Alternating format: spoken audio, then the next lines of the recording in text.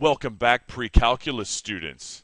Today is the law of cosines, and this is where math goes to a whole new level in trigonometry.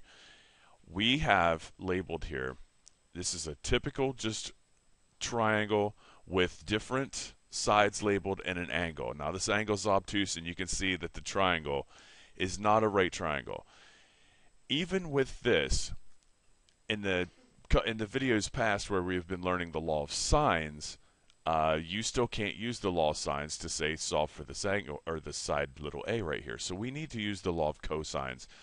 I have put them all three right here, and you can see how they are. And basically what you use them for is to solve for sides of triangles when you have one angle and two other sides. Let me show you how this works.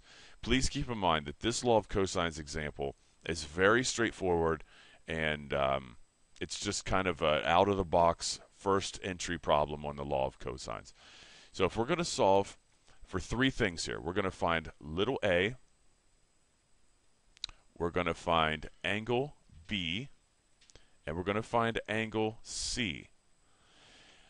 So we're going to do three things. Now, once we get angle B, we can find angle C easily from just subtracting from 180. But first goal here is to get side A. Now, this involves using the law of cosines.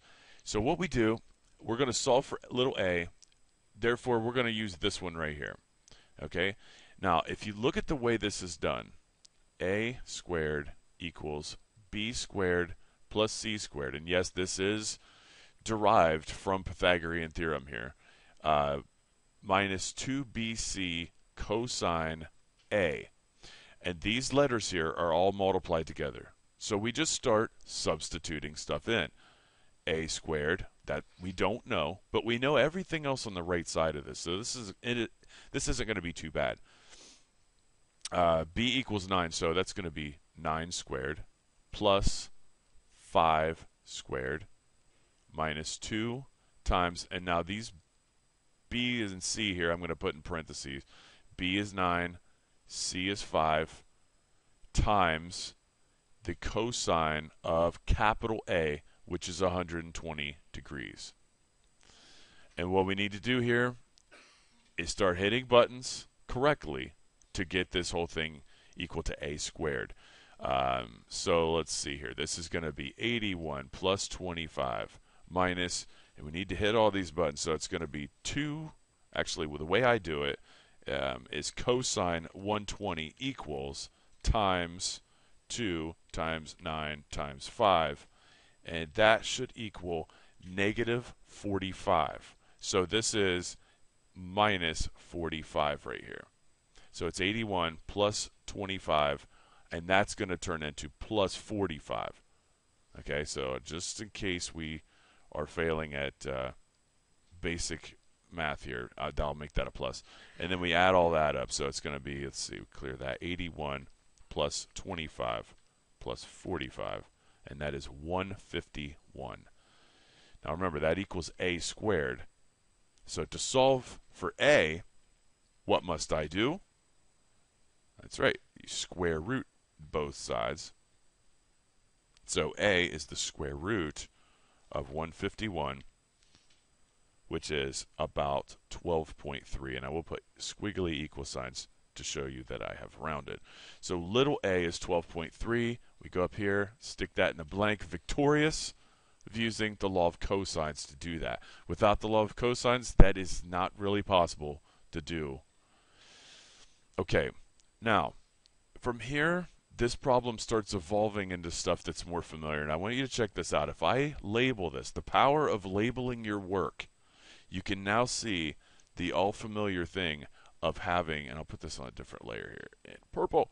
So we have the angle and the side opposite that angle. That is just screaming at you to do the law of sines now. So I'll fade that back out. Get back to my other layer here.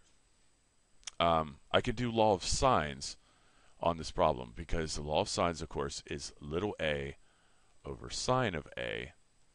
And if I want to find angle B next, it would be little b over sine of capital B. Plugging it in, this would be 12.3 over the sine of 120, and that equals 9 over the sine of b. Make that look like a 9 and not an a there. We start to solve this. We're going to, of course, cross multiply like in previous video. So it's 9 times sine of 120 equals, divided by 12.3, and b, angle b, will equal, after you do all of that, let's see here, it would be 39.4.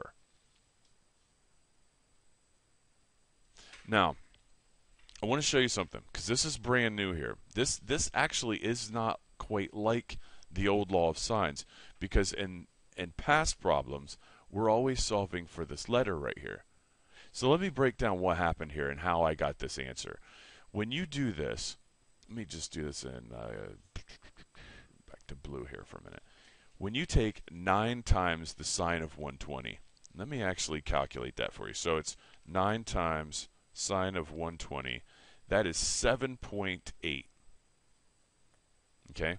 So after you multiply this way, that is 7.8. On the other side, 12.3 times sine of b. That looks like this.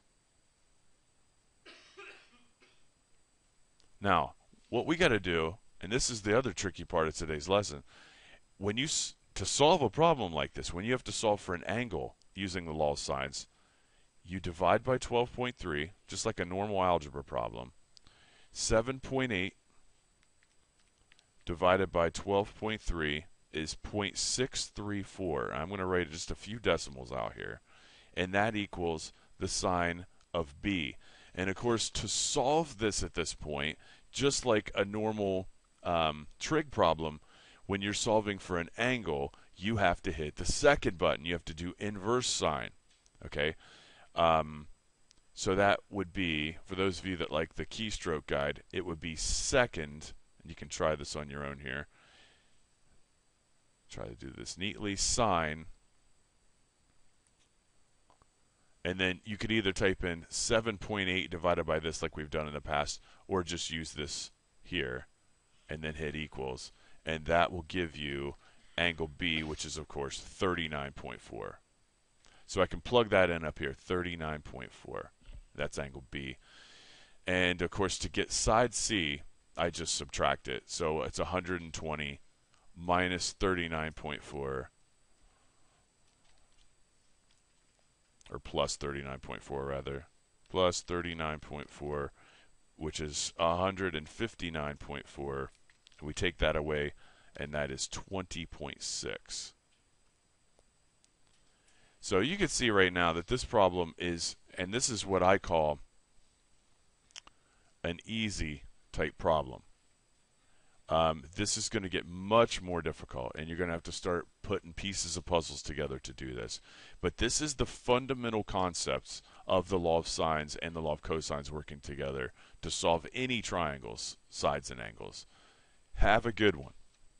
See you tomorrow.